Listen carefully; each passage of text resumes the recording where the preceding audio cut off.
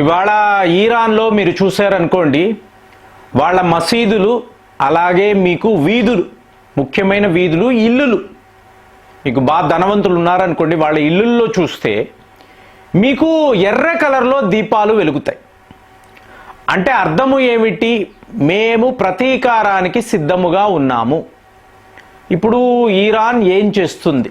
ఇప్పుడు పోయిన వీడియోలో బెంజమిన్ నెతన్యాహు ఇరాన్ ప్రజలను ఉద్దేశించి మేము మీతోనే ఉన్నాము, ఈ రీజిమ్ ఆఫ్ టెర్రర్ని తుడిచిపెట్టేసాము, ఇక మీరు స్వతంత్రంగా ఉండవచ్చు అని చెప్తున్నారు.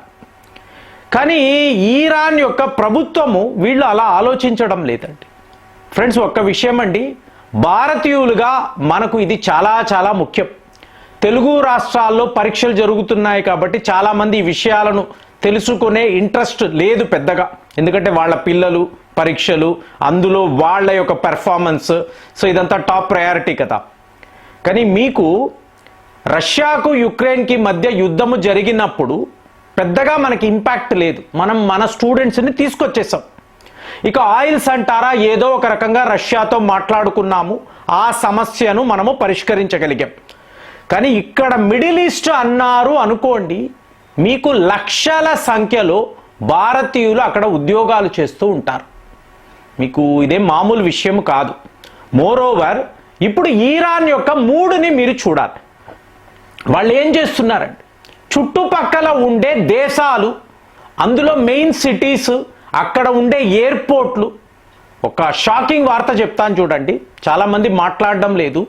ఈ ఖతార్ అనబడే దేశం ఉంది చూసారా, ఇక్కడ మీకు అమెరికా వాడు ప్రపంచంలోనే ఒక అతిపెద్ద రేడార్ సిస్టమ్ను ఏర్పాటు చేశాడు. అంటే మిడిల్ ఈస్ట్లో ఉండే దేశాలంతా కూడా వాళ్ళు ఏం చేస్తున్నారు, ఎలాంటి ఆయుధాలు వాడుతున్నారు, ఎలాంటి విమానాలు ఉన్నాయి, చైనా వాడు వాళ్ళకి ఎలాంటి వెపన్స్ పంపిస్తున్నాడు, సర్వము తెలుసుకోవడానికి. అంటే ఖతార్ అన్నప్పుడు అమెరికా యొక్క మిత్రదేశము, అందరూ ఇలాగే కదా భావిస్తారు. సో ఇప్పుడు ఇరాన్ వాళ్ళు ర్యాండమ్గా కాదండి, పకడ్బందీ ప్లాన్గా చెప్తున్నాను కదా, ఇరాన్ ఒక ఆఫ్ఘనిస్తానో యుక్రెయినో కాదు.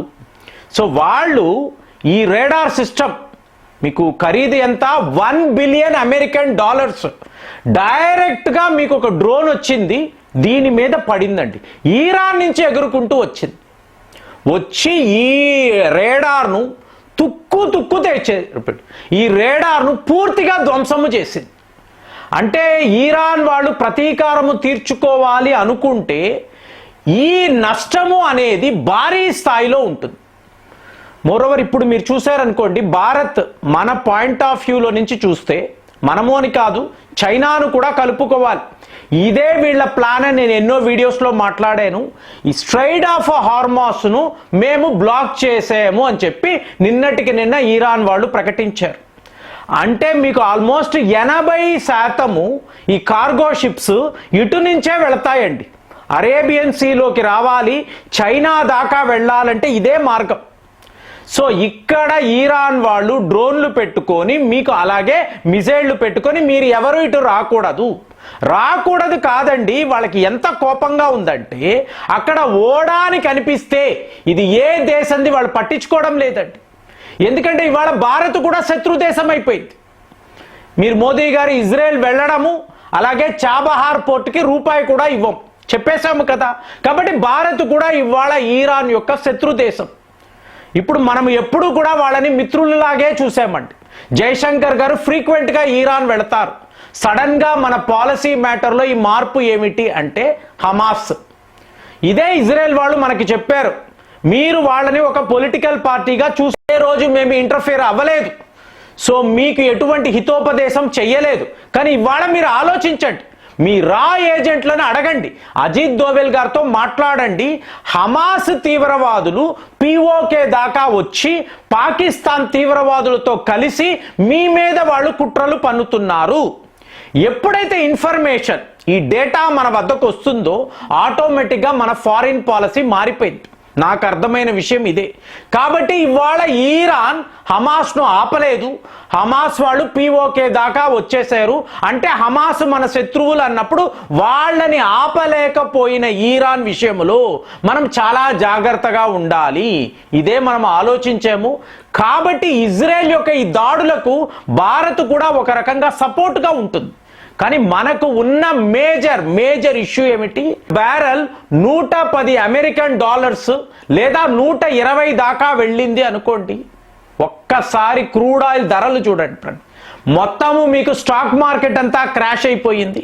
ఎందుకంటే ప్రతి ఒక్క దేశం, యుఏఈలో దుబాయ్ ఎయిర్పోర్ట్స్, అలాగే వాళ్ళ బుర్జ్ ఖలీఫా, వీటి మీద దాడులు, ఖతార్ మీద దాడులు, సౌదీ అరేబియా మీద ఇరాన్ వాళ్ళ దాడులు వరుస పెట్టి కొడుతూనే పోతున్నారు.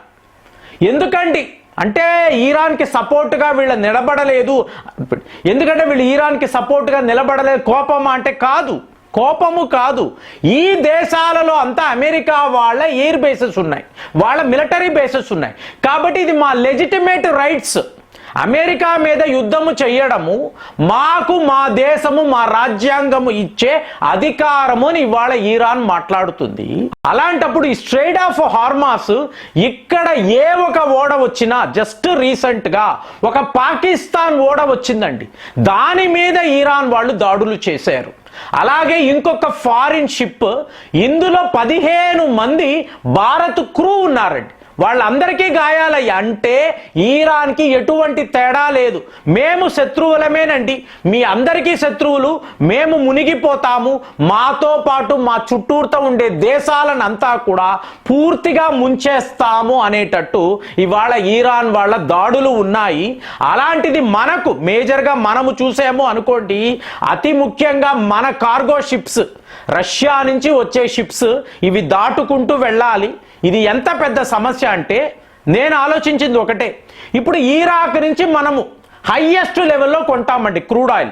5 రోజుల్లో మీకు ఇరాక్ నుంచి మీకు భారత్కు వస్తాయి, ఆయిల్స్ అనేవి వస్తాయి, కార్గో షిప్స్ వస్తాయి. అలాగే యుఏఈ అనండి, సౌదీ అరేబియా, వీళ్ళందరి వద్ద మనం చమురు కొంటాం. సో ఎనర్జీ సప్లై అనేది ఉంటుంది. కానీ ఇప్పుడు ఇదంతా ఆగిపోయిందండి. మరి భారత్ యొక్క పొజిషన్ ఏంటి? ఇంకొక 15 రోజులకు మాత్రమే మన వద్ద చమురు నిల్వలు అనేవి ఉన్నాయి. 15 డేస్ దాటి ఈ స్ట్రైట్ ఆఫ్ హార్మాస్ అనేది ఓపెన్ కాలేదు అనుకోండి. ఇప్పుడు ఇక్కడ కూడా ఇరాన్ వాళ్ళు ఒక స్ట్రాటజీ వర్కౌట్ చేశారు.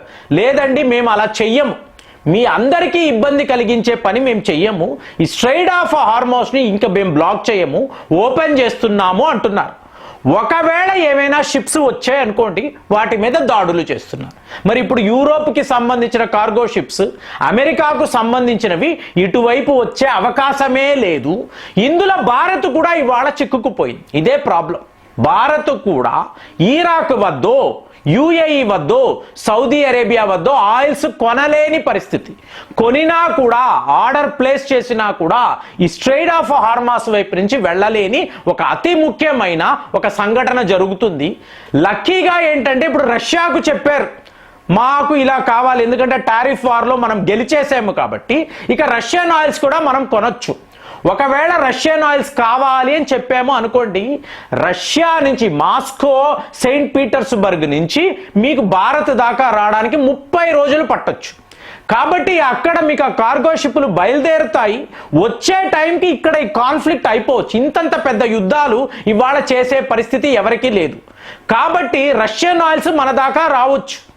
కానీ ఇప్పుడు ఈ మిడిల్ ఈస్ట్లో ఉండే దేశాలు, ఈ గల్ఫ్ దేశాలు, సో వీళ్ళు ఇవాళ మనకు చమురు పంపించలేకపోతే, ఒక 2 వారాల పాటు ఈ ట్రాక్ అంతా కూడా ఆగిపోతే, ఇరాన్ వాళ్ళు వాళ్ళ దాడులను పెంచుకుంటూ పోతే, అప్పుడు మనకు చమురు ధరలు అనేవి 2 3 కూడా అయిపోవచ్చు. అలాంటి ఒక సిచ్యువేషన్ వచ్చింది అనుకోండి, మనం చాలా ఇబ్బంది పడతాము. అంటే ఎక్కడో ఏదో యుద్ధము జరుగుతుంది, నాకేమిటి అని మనం అనుకున్నాము అనుకోండి, ఫైనల్గా అది మన ఇంటి దాకా వస్తుందని చెప్పేసి యుక్రెయిన్ వాళ్ళు ఎప్పుడో మాట్లాడారు. ఇవాళ మిడిల్ ఈస్ట్లో ఈ అమెరికా, ఇజ్రాయెల్, ఇరాన్ యుద్ధము మనం అలాగే చూడాలండి. ఇప్పుడు ఏం చెయ్యాలి, ఎలాగ మన భారతీయులను ఈ చమురు వ్యాపారాన్ని, చమురు సప్లైని ఎలా మనం కాపాడుకోవాలి? చాలా పెద్ద సమస్యలు. మరి దీని మీద మీ అభిప్రాయాలు ఎలా ఉన్నాయి? కామెంట్స్లో రాయండి. మళ్ళీ వచ్చే వీడియోలో కలుద్దాం. జై హింద్.